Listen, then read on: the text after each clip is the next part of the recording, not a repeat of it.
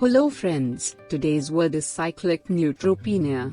It is also called periodic neutropenia or periodic agranulocytosis.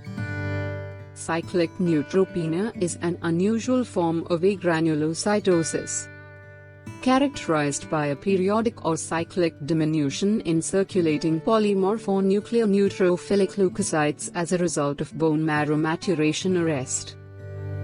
The exact etiology of this disease is unknown. The symptoms of this disease are similar to those of typical agranulocytosis except that they are usually milder.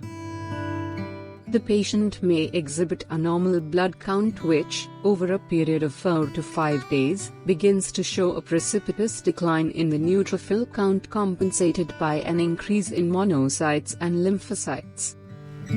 The cycle commonly occurs every 3 weeks, although in some cases it may be several months or even longer in duration. Please like, share and subscribe to the channel. Thanks for watching and keep learning.